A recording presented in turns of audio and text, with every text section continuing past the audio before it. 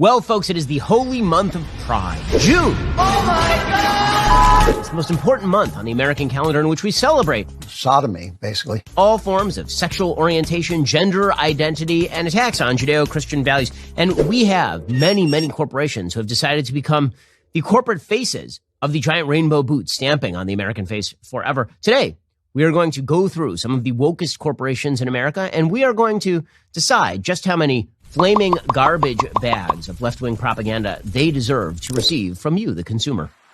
We begin with Ford. So Ford has decided for Pride Month, they're going to release a rainbow Ford F-150.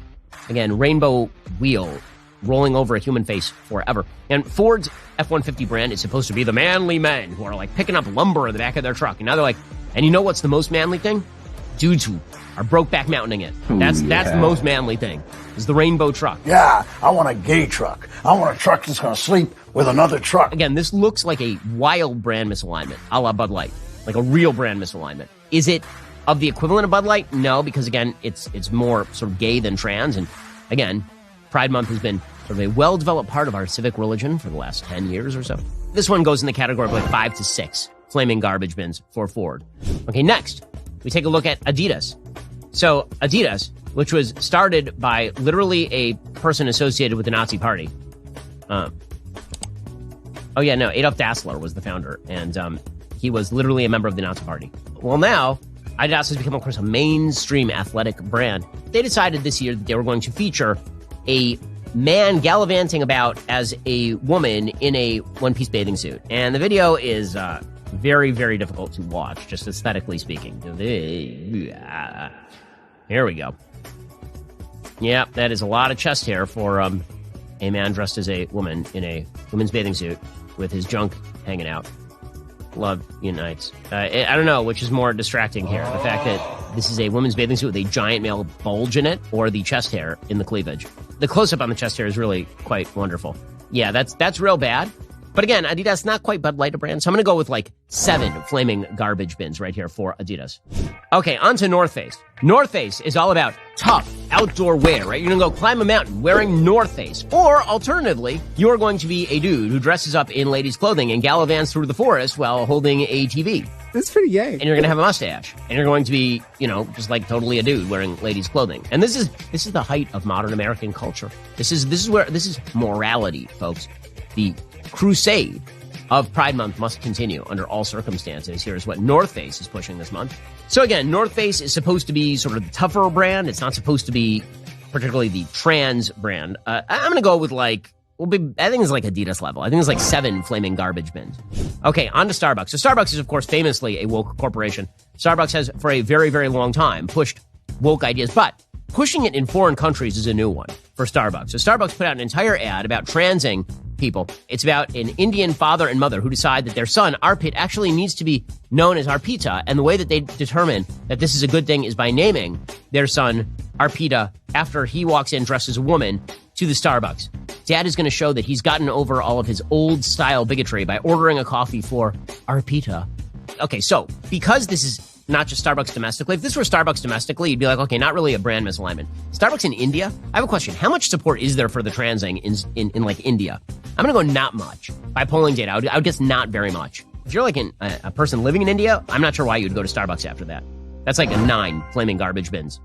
Okay, time for Target. Now, Target is doing like Disney level things. So Target has decided to push forward entire Pride categories, including, apparently, bathing suits that allow boys to tuck their testicles behind them. Wow, it's so tuck-friendly. So they look less male when they are in the pool. The fact that this is prominently displayed, they have like onesies for babies that promote bisexuality, is vile.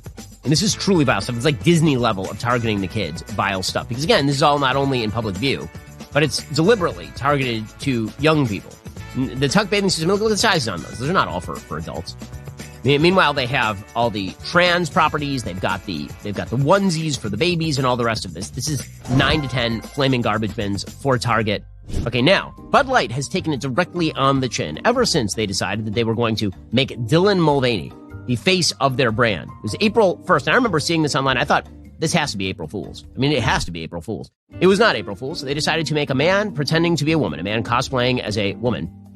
the face of their brand. They sent him a bunch of cans with his face on it. And then he talked about how he didn't like March Madness, but he was advertising a beer that's made for low-income men. The misalignment is where the giant numbers come in terms of the sort of flaming garbage bins. We'll see some of the brands here that are promoting left-wing wokeism. They've always been left-wing woke brands, so them being left-wing woke, they don't earn as many flaming garbage bins. But Bud Light, that was like the all-American brand. How all-American was Bud Light? Back in 1995, they actually released a commercial making fun of the idea of men dressing as women competing with women in sport. Now, of course, they're pushing Dylan Mulvaney.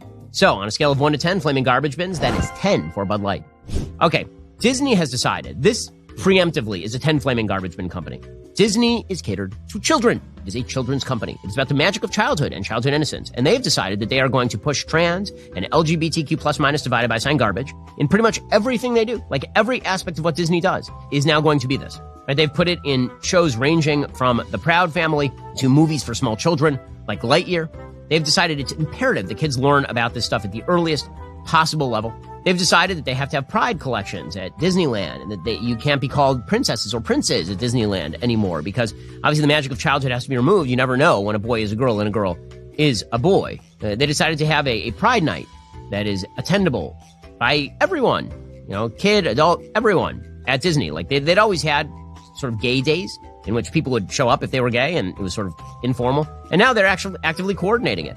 They have trigger warnings on nearly all their material, ranging from Aladdin, where apparently they're now claiming it's... They'll still make money off of it, by the way. And this is the great hypocrisy of Disney. They're just garbage. The fact that Disney is hypocritical enough to put trigger warnings on Aladdin, saying it's racist, while simultaneously doing business in Zhejiang, China,